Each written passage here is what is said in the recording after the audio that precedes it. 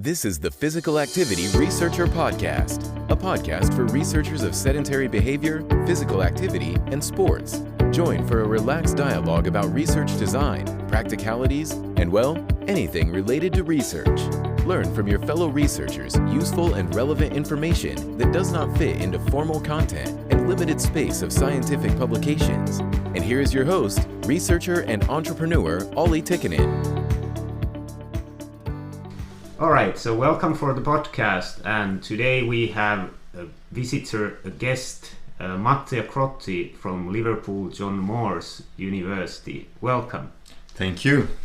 Yeah, so what do you do in John Moores?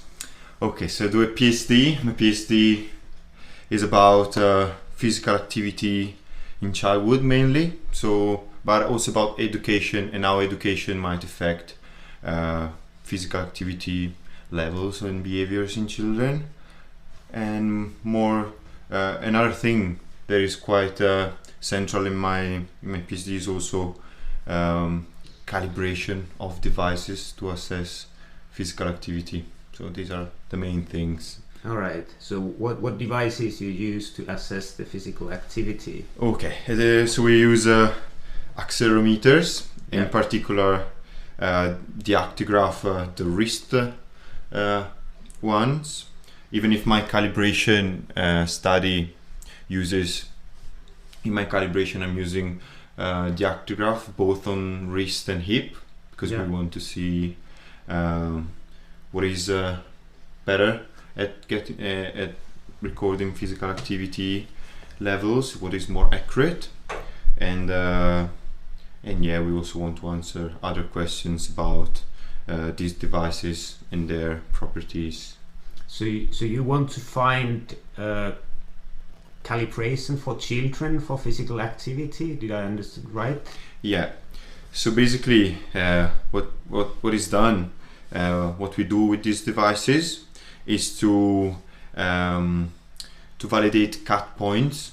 So what it means that we develop thresholds, so specific values, specific acceleration that we use to categorize the physical activity of the children based on the acceleration that the devices that they wear record while they are doing physical activity or anything else. Yeah, and you want to categorize light, moderate, and vigorous activity. Yeah, so we have sedentary also. Sedentary, light, moderate, vigorous physical activity. So this is what cut points categorize. And how much this have been done before with children? There's different studies about using cut points. Previous studies though used counts. So this is different from what I'm doing now. So no studies have produces. I use raw accelerations rather than counts. So why we are moving to raw acceleration?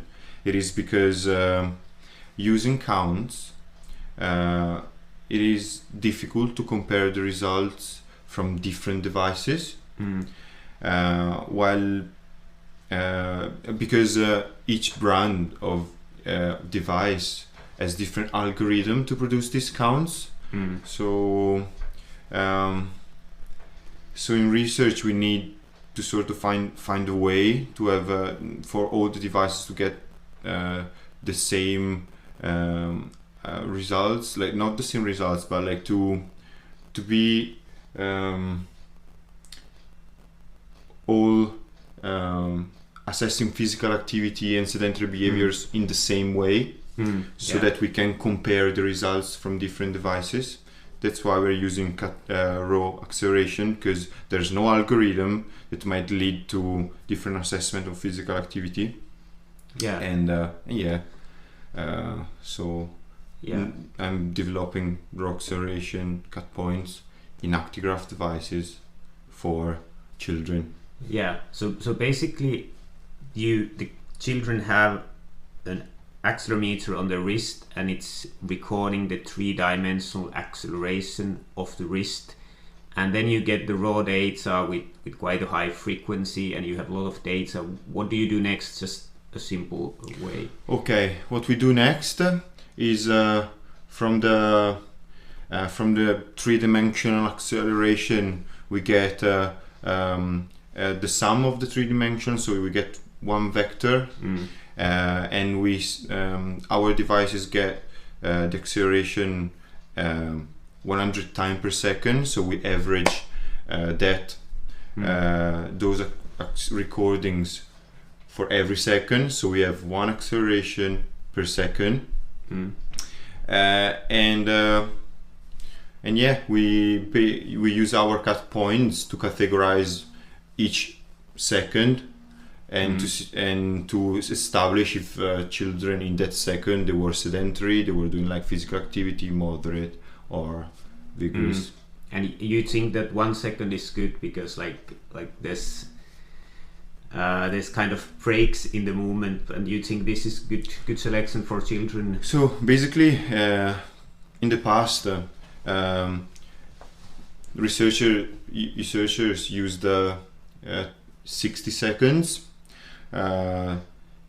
for different reasons, because all devices didn't have much memory, storing like 1 second leads to a lot of data, so that was a problem. But basically it has been shown that using 1 minute or like 30 seconds accelerations leads to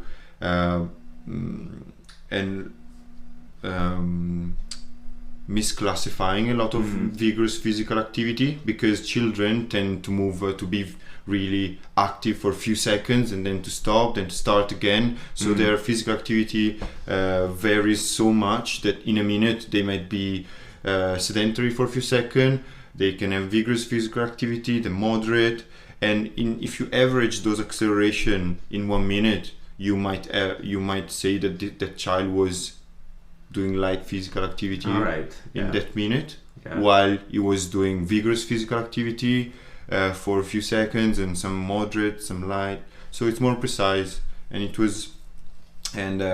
there's research about the fact that children tend to have bouts of vigorous physical activity for like on average like 3 seconds. So they change really quickly. Yeah, that's easy to observe when you see kids. Exactly. We don't need research to know that, do we? Yeah. So that makes sense. So how do you do the calibration or the validation? How do you figure out what is the correct cut point? We use a method, a statistical method, which is called ROC curve analysis, which is a diagnostic a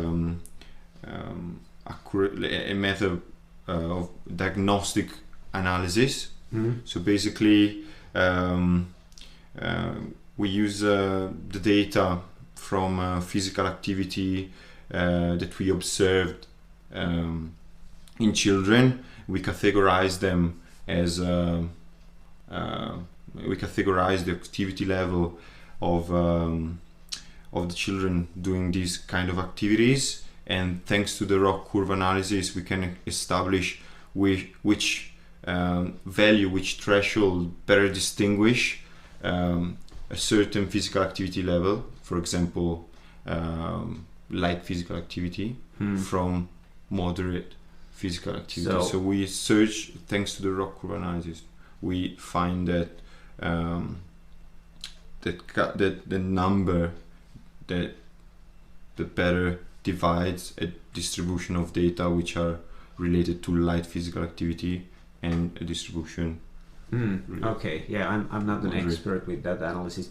So are the kids doing like free living, or you guide them to do certain activities for certain time, or how does that work? Oh, in my study we have both free living physical activity and physical activity while doing activities that physical activities that we designed. So we designed, we choose 10 activities comprising sedentary, light, moderate, and vigorous activities that all the children in the study did. Yeah. And also we video recorded children while doing playtime.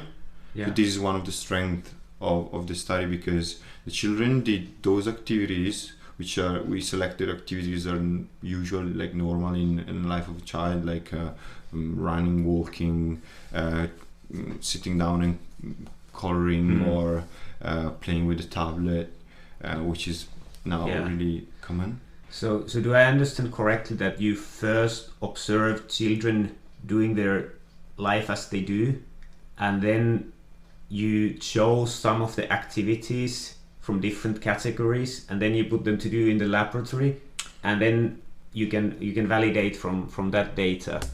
So we didn't have them in the lab. All right. So we did the activities in the physical education hall of their school. So this increases the validity of our data, because children are in an environment which is familiar to them. So and they do things that they usually do at school. Also the physical activity, so the play, we didn't ask them to play in a lab. They were in their school playing with their friends. Yeah. So yeah. All right. And what kind of activities? Like you observed the kids, and then you selected some activities that are, for example, moderate intensity. Exactly. What were the? Can you give us some examples? So we selected 10 activities for the the activity that we prescribed and that we did in the school physical education hall were 10. So 4 so we had sedentary ones comprising lying down and watching TV, coloring, so sitting down and coloring, then playing with the tablet while sitting down, and playing with the Lego. All right. Yeah. Then they had a stationary. It is not really. It is categorized as light physical activity, but it's more a stationary activity, which is standing. Yeah. And so they had them just standing. Then we had them walking and throwing and catching a ball. So this is a moderate physical activity. And for vigorous physical activity, they did hopscotch, so hopping, running, and running on a obstacle course, like to mimic like change of direction that they would have when they play tag together, for example, or other games. Yeah. So when you did the standing, did you force them to stand on the place, or what guidelines you gave? I know it's difficult to control the children, so how did you? So basically, in order to keep them there, because it might be a bit boring for them, just stand. They were watching a video while standing, and that is an interesting part of our study, which we are actually taking care of, because children, when they stand, they might be less active than when sitting down and. All right, that's interesting. So they were moving less, their hands were moving less when they are standing. Exactly, but they are consuming more energy standing than sitting. Okay, let's get back to that in a moment and hear a few words from our sponsors.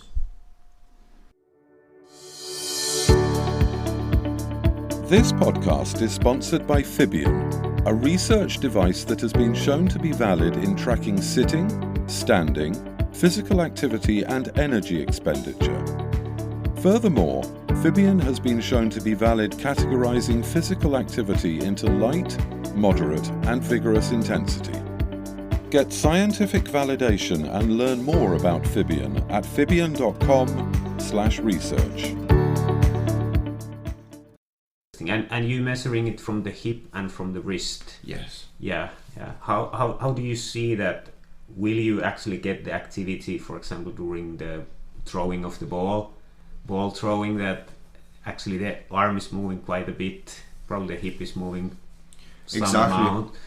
That is also another important point, because different accelerometers wearing position will lead to misclassification potentially of different activities. So it's important to see how this affects the accuracy of the data in assessing physical activity. That's why we had also throwing and catching, because it's something that we observed in the schools and the children do when they play.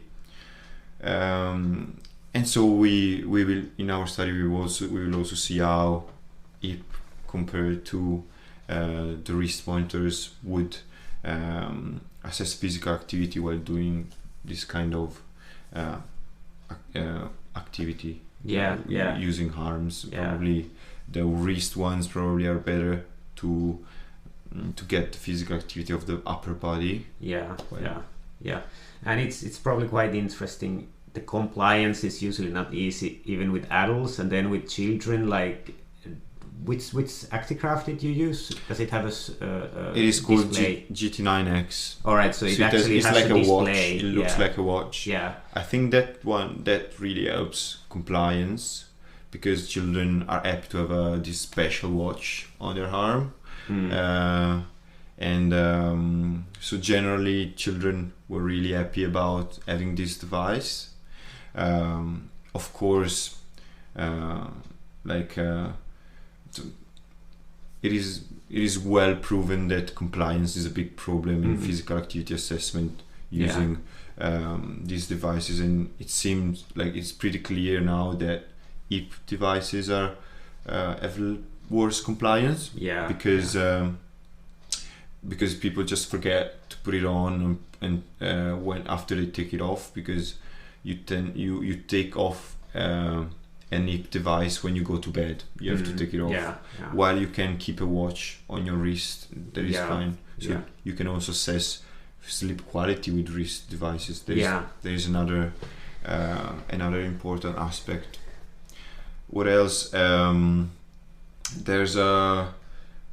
so the hip ones have also so apart from taking them off, there's also another aspect that is important about wrist than IP devices, which that's all right. So how long was your free living with the kids? How long was the measurement when you did? So we gave them 10 minutes. So on average they did 7 minutes though. It's activity, you mean? No, for each activity. No. So in the protocol, each activity had different. We had like lying down for 10 minutes, watching TV, 5 minutes while doing the other sedentary physical activities, and for the moderate and vigorous, we chose 2 minutes. Because that would so after a certain amount of time, like factors like getting tired might impair the movement of the children. The activity exactly, they might get tired, and the activity wouldn't be representative of an actual moderate or vigorous physical activity. That makes total sense. So those you had couple of minutes, up to 10 minutes, and then you follow them for 1 week, or how long did you follow them in their normal daily life? So for the calibration, we don't follow them. We didn't follow them for an entire week. There is only the activities that we got from the protocol and from the observation during because there is enough data for the calibration. And that's one study of your exactly. PhD. But for my PhD, we will use those cut points to categorize habitual physical activity. So children will wear the device for 7 days, 7 full days, so an entire week. And what research suggests, so what other researchers suggested, is that children, to get habitual physical activity, we should have at least 3 full days, or 3 full days and 1 weekend day to state that we have enough data to establish what is the normal physical activity of a child. Yeah. And normally, if we are talking about physical activity level and sedentary behaviors within a day, 10 hours are regarded as enough. 10 hours of the day as enough to establish the sedentary and physical activity levels of the child within the day. Yeah. So how was you had the both hip and wrist during these habitual physical activity measurements? No, we just used wrist because of compliance. Yeah. Because we need compliance. That is really important for us, and because also evidence is showing that the wrist as a good an accurate assessment of physical activity levels. Yeah. So how well did you get many devices destroyed, lost? How was it with how old are the participants? They are 5 to 6 years old. 5 to 6, yeah. So broken, we got one broken. All right. Which is not bad. Not bad. They're difficult, but we got a bit more lost in that. That is because of different reason. We are still figuring out why. We got now probably over. So we got the devices out almost 1,000 of times, and we got 15. Like now, 15. I don't remember the exact number. Almost 20 that didn't came back, unfortunately. So you lost 20 out of 1,000 measurement. Yeah, even times. More probably. All right, so that's because there's a monitoring. Because in our study there is a every monitoring in case something happened, like the children didn't wear it or something happened. Sometimes we had to remonitor. Then there's the post assessment, and then there's retention assessment that we are doing now. So yeah, we had it out. All right. Okay, let's get back to that in a moment and hear a few words from our sponsors. 2% of lost rate of devices. If you had 1,000 measurement times and I you think lost 20. We will talk about how we think. Or there's also other authors that did it. Where we talk about how we think that could be avoided, like how we can reduce this amount of loss of accelerometers.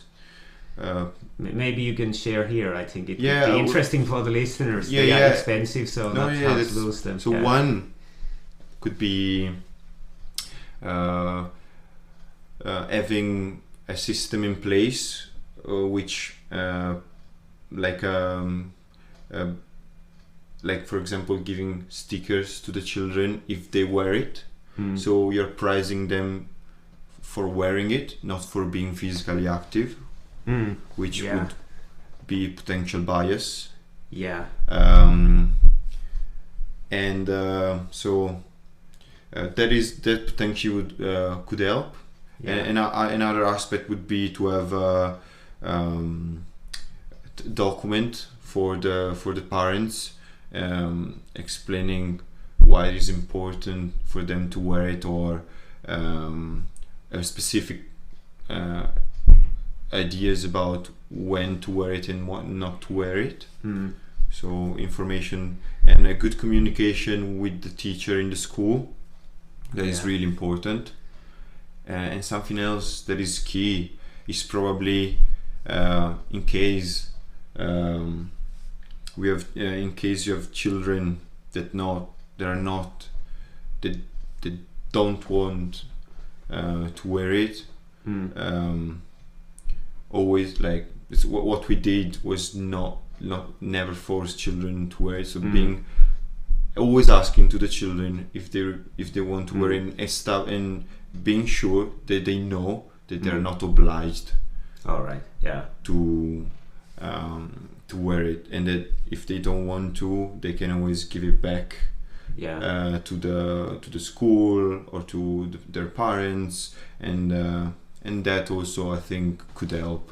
Yeah, all right. Those are really important tips. And how did you do the logistics? It's not easy to get a lot of devices to research participants. So did you give them to teacher who gave it for the students, or how did it work in practice? In practice, I would suggest so the ideal would be to go like for 2 people to go in the school and provide the devices directly to the children in groups of maximum 3-4. And why maximum 3-4? Because not just one per time, because that would be really time consuming. Why not 5 or 6? Because we having a lot of children, for our experience, having a lot of children there led to disruption and noise, and they were a bit messing around.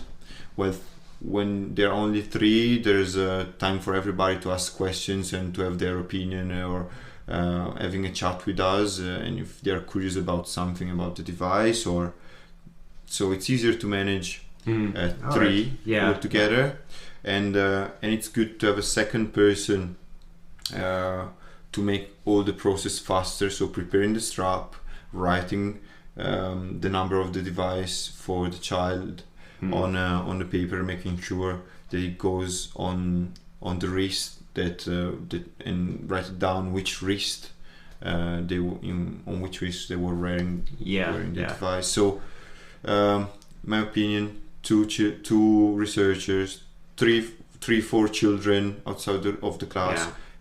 4 children is good number, not to disrupt the lesson, rather than having an explanation inside the class of the lesson. So it would be the lesson would be going, you would take 3-4 kids just outside the class, and then the next ones. All right, there is I think the best way after doing it like quite a lot of times.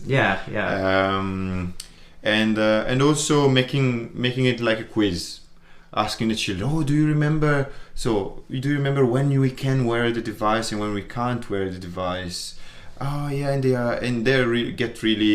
They found like answering this question, like they sort of find the answer. Like I ask question, when do you think we can wear this device?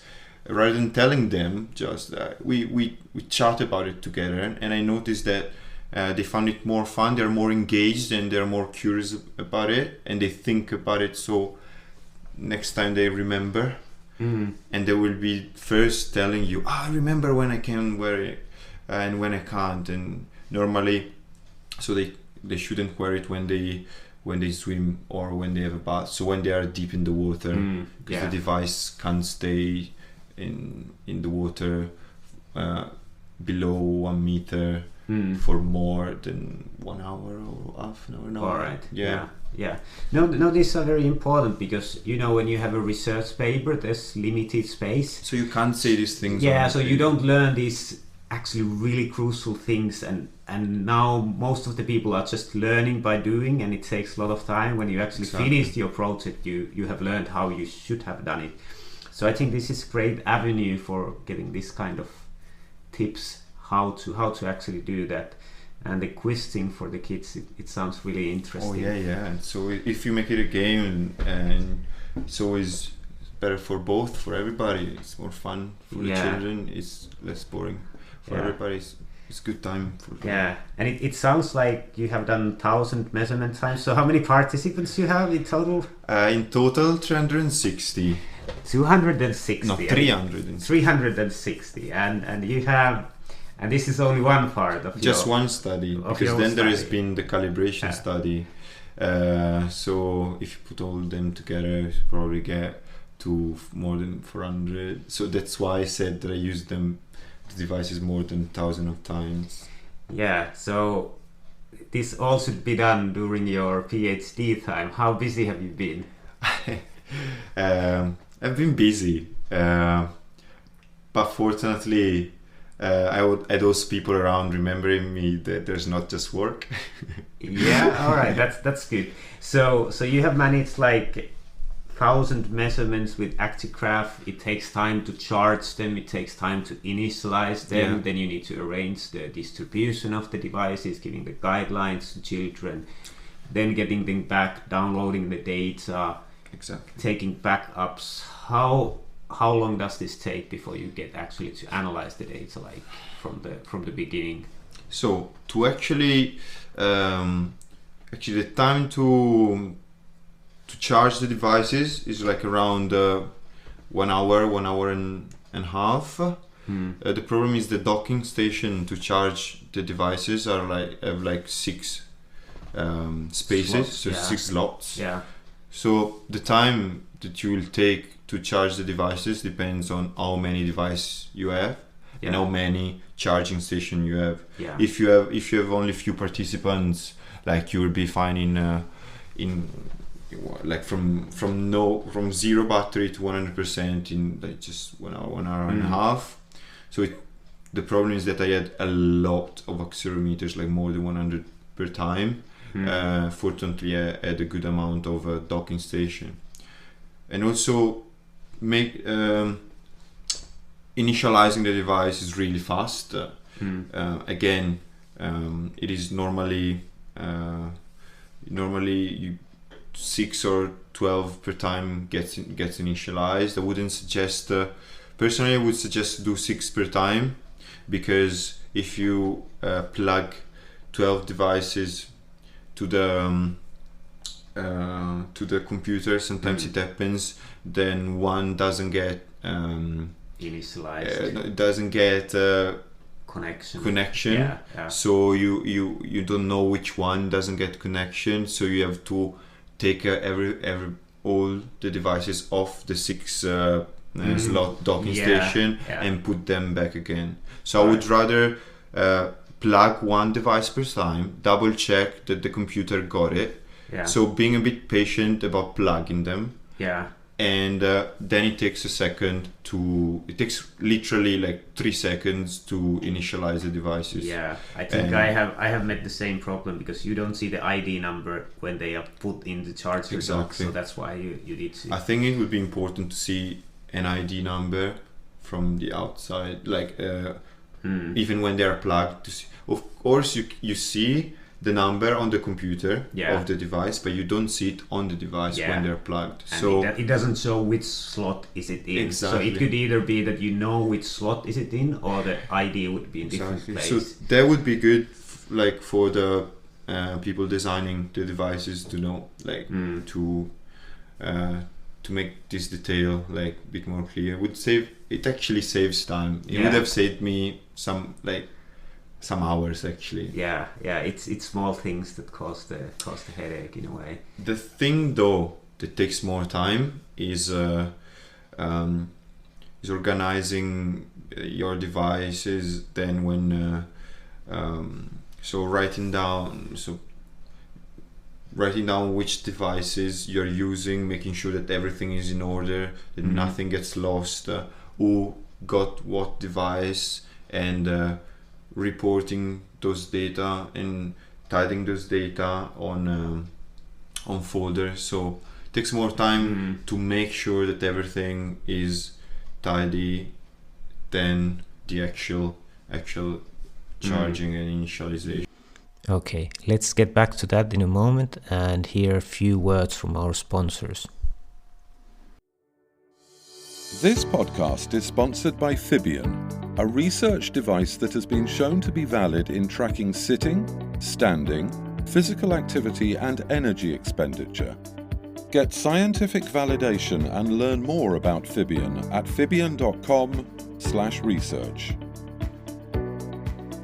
The Physical Activity Researcher podcast has created an activity tracker purchase guide for researchers. Get your free copy from the link in the podcast description. And so you're recording 7 days with 100 hertz? We are recording with 30 hertz. All right, in this study. All right, so it's a little bit less data. Does it take a lot of time to download it, and how much do you end up with data with thousands of measurements? There also it takes time.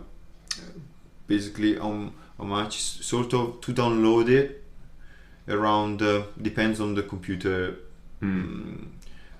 processor, but it's around between 30 seconds and 2 minutes. Yeah. No, maybe for 1 minute, between 1 minute and 3-4 minutes. All right. I think about it. Yeah. Especially if you are plugging 12 devices at the same time. Yeah. It is more. Then the data analysis will be the most probably the longest part, especially with raw acceleration. There's a good software now to do it in R, which is called GGIR, which I would suggest to use for raw acceleration, because we need all to use similar. It would be great if all the researcher would use the same methods to analyze. Because again, if we use different methods, then there's discrepancies in the way we manage data, so it gets again tricky to compare results from different studies. And I have noticed that you've been writing some code in R, so is it available for other researchers if they would need similar kind of thing? Like for any researcher can use the GGR package, and they have all their PDF explaining how to use the package proficiently. So most of my coding was about managing my data, especially for the calibration study, because there's so much data and I need to filter and the data, because I need to tidy the data, to eliminate the data that are not related to a physical activity that I observed, like the poses between an activity and another, which I'm not using for. So it took more time to do the tidying up and to merge the data. So because once I categorized the acceleration from the devices on one wrist, I had just to use those data, and thanks to R coding, I did all the job for the second wrist and the hip in few seconds. That makes sense. I remember when I was doing my PhD, we were recording EMG for 3 days from 4 different muscle groups. And then I started to analyze the data, and actually my computer was crashing. It couldn't handle that. Then I just wanted to take a look at the data, and the Excel didn't have enough rows at that point. So I think for practical reasons, many times you think that, all right, then I just analyze this and that. But just the amount of data might be so much that it takes really time to actually open the files, get it done. And you're saying that R is a good solution to manage really big data. It's fast. It is fast. Like Excel, when used, Excel is amazing. Like you can do incredible things with Excel, like managing the data. But I think with R, there's a bit of more freedom. There's more freedom in how you manage the data. You filter them, you move them.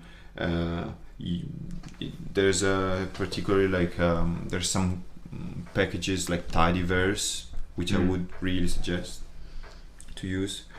And so it's a free package, so any researcher can do it. You don't need to buy expensive softwares, and there's a lot of information on the internet about how to use it, and people answering questions on sites like even ResearchGate or in different. So it's quite user friendly. At the beginning, you need a bit of time to understand how it works, but then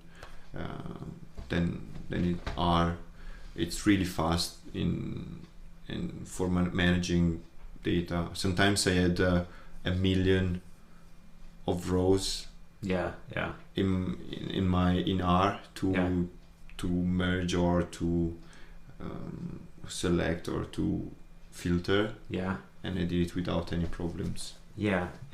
And we already covered some practical tips, what you have learned on the way, like the learning curve doing your studies. Do you have any other things that you would like to share that you have learned, just simple or more complex practical things that have helped you to either collect the data or store it or analyze it? About I think already exposed a lot of the tips that I would give. So there was a thing about schools, about being the certain numbers and explanations. Yeah, is there anything like the wearing of the device? Do you need to do any special things? Do the devices get scratched? Do you protect them somehow? Or? For children, yeah, the straps that you will get from Actigraph, yeah, and also for Genie Active, I think, yeah, are not big enough. So what we did was to make extra holes on the strap. So the strap are silicone straps. Yeah. And making extra holes, you can adapt it to adapt it to the wrist of a child.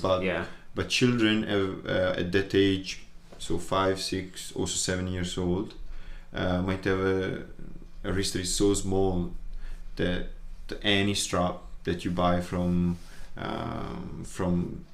different brands are too big. So there's a thing that needs to be considered. Yeah, so there could be a message for the manufacturers that another thing should have children specific. Yeah. Another thing, the hoops like the on the strap that keep the strap in attached. Break or get lost. Yeah. So it would be good to have already some spare ones to substitute the one that got lost. It's really important. That would help against compliance, because it might be annoying to have a part of the strap moving on the wrist while the hook keep it there. They're quite cheap to buy, and they could help you have more compliance. So I think it's definitely worth it. Yeah. So before the project, already order them and have a lot of spare ones to use. Some spare ones, yeah. Yeah, all right, that's interesting. And then maybe a little bit easier things, like what has been the funniest things during your PhD? Like any good stories from your colleagues or from the children? What has happened? Like working with children is always amazing, and they come out with they're just so. There's so much human interaction. It's so great to hear their stories, which most of the times are not really related with what is going on. And I think it's definitely really important to embrace it, like to listen to them and to have a good time with them, and appreciate that interaction that they want to have with you.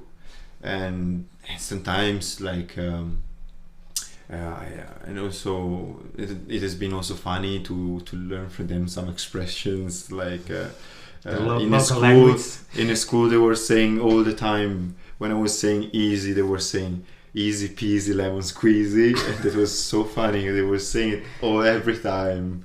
I heard it like thousands of times in that school. In different schools, or just one? Just one in particular. It was a thing in that school. All right. Or liar, liar, pants on fire. There is another one. All right. And their stories about them, or there's. I think another thing why it's important to listen to them and to participants' experience is that you could have some insights about what happened when they have the devices. Like sometimes they were explaining me what they do and where they put the device when they have a bath or when they have a shower. So, or they explain me what was going on, and or if it was hurting them, or if so if you create that, if you give them that space for chat, they might say things. They might be comfortable at saying what was not good about the device, which sometimes is difficult to get, because if you ask certain questions like what you didn't like, that might answer what you want to hear rather than what they really think. Yeah. And you said about pain wearing it. Did you have any skin reaction with some people wearing it? Never skin reactions, because the silicone ones are pretty comfortable, and it's quite rare to have. And do you leave it a little bit loose that actually air gets under it, or? Basically, it has to be tight, because we need a device to be in detecting position. The accelerations. But so, and we also want consistency, so everybody to have the device on the wrist in a like at the end of, basically just on the wrist and not on the forearm. Like, so we want it tight, but it has to be comfortable for the child. That is the most important thing. So I always ask, is that okay? Do you want it tight or less tighter or less tight?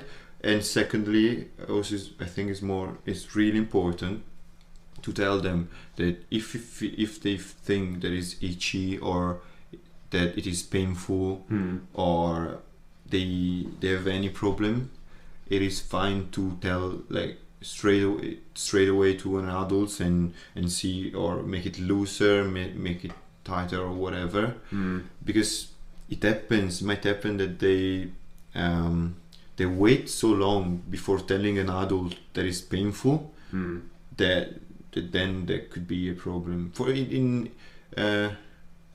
I don't know if it actually happened. No, I think it happened that children stopped wearing it because they thought it was annoying. So I wonder if these children asked to an adult, how can I make it like it's painful or itchy, what should I do? And in your study, did they wear it also during the night? In theory, that's what I wanted them to wear it all the time, because that helps compliance. But not all of them did. My study, it would be interesting also to analyze the sleep data later on, but the PhD is about physical activity and sedentary behaviors rather than sleep time. That would be another thing maybe to do later. And we have the data, so probably in the future we'll analyze it, because it's really interesting also, that aspect. So I would suggest to tell the participant to keep them on all the time if that is not hurting their wrist, because that really helps compliance. And how do you think, because all the participants didn't wear, do you think it was because of your guidelines or because it was not comfortable? Do you have any guess? I think the main reason why children took it off was the parents. So if the parents feel like if the parents decide that they shouldn't wear it during the night because they believe that would be hurting their child, they took it off, and they're perfectly free to do that. I think it is worth to make an explanation about it on the document for the parents, that the device has been used before in this age group, also during sleep time. There's no particular problem with that if the strap is not too tight. Really tight. But also clarify that they're free to do what they think is better for their child, because they are the parents, and they have to. Ultimately, they decide what is best for their child. And how did you give the information to parents? Did you have a letter for them, or did you meet them, or? Given that we are in a deprived. But we work with schools from deprived area. We were giving out documents, so document for the parent rather than emails or messages. Also, it's difficult to send messages to the parents. You would also need an ethical approval just for that.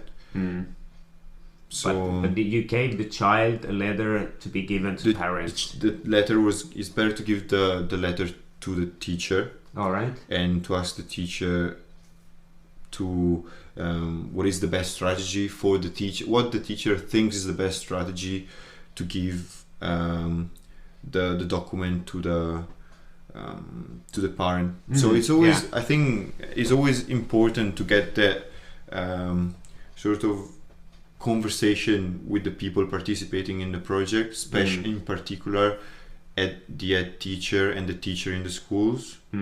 It's fundamental to have them believing in the importance of the project. They are the most important people for the project to be done successfully. Of course, everybody is really important in the project. Like the children are have a central role. But if the ed teacher is not completely believing in the importance of the project, that will have a negative effect on. So and this is true not just in schools. Seeing some of my colleagues, this is also true in interventions or studies within workplaces. So if the higher layers in the organization believe in the importance of your project, that will definitely be more likely to go smoothly. That's what we've seen also in our experience. And it's quite often quite difficult to find the practical ways to get the information on time to people, so you need to be ahead of time giving the information to the teachers, the letters, and so on. So we did also what we also tried to do was we also proposed a session with the parents if they wanted to know more about what is going on. There has been a session before the project where we talked with all the ed teacher about it in a group, so presentation just even before the recruitment with potential participants, so school participating. Then there has been a chat with them at the school, with them and also the primary school teachers, because not just the head that has to be believing in the project is really important. Also the teacher doesn't see it as an extra work, but something, not an extra work, but something valuable that add important things to our society or to their school. Or maybe to find something that could be the take-home thing for the school. Like it's difficult, for example, for a controlled school to see why putting all those efforts in the project when they don't get an intervention of any type. So it would be good to put in place also something for them, like for example offering lesson to the teachers about what has been like different pedagogical approaches, for example, or possibility of support in physical education or other things. So finding incentives for them to actually take part. Exactly, because they're doing a huge work. Like primary school teachers and ed teachers have so much, and they already have so much testing from the government. So they have specific days in the year where they get assessed. So they have already so much pressure. If they feel it as an extra pressure, that won't help. It would be good to have this relation where you try to take most of the work from them. They just have to have those days where you get there and you collect the data. So this has all been very interesting, and we have actually already talked over 50 minutes, and I can see outside that the sun has come out, and we were planning to actually have a run. Exactly. So this has been very good. And if there's people who would like to, researchers who would like to collaborate with you or ask some questions, how can they reach you? At the moment, it's really easy to find me, even just writing down on Google Matteo Crotti, Liverpool John Moores, because there's my personal, like, what is it called? Profile, yeah. In there. If not, they could. I need to update my ResearchGate page, so there is not. So probably the easiest now is to contact me via. Yeah. All right. And the name is Matteo, and the last name Crotti. Yeah. So Matteo Crotti, Liverpool John Moores University. So that's how they can contact you. And when do you plan to finish your PhD? September 2020. 2020. So if there's any institutes after that looking for a very good and diligent postdoctoral researchers, here is the tip. So maybe send an email to Matteo. So brilliant. This was really interesting talk. I think there was a lot of practical tips which will help our listeners to actually do their studies better, get the better compliance and handle the data. So thank you again for visiting. Thanks to you for your questions and for your time, for the nice chat. This podcast is sponsored by Fibion.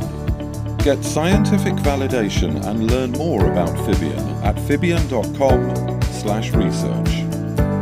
The Physical Activity Researcher podcast has created an activity tracker purchase guide for researchers. Get your free copy from the link in the podcast description.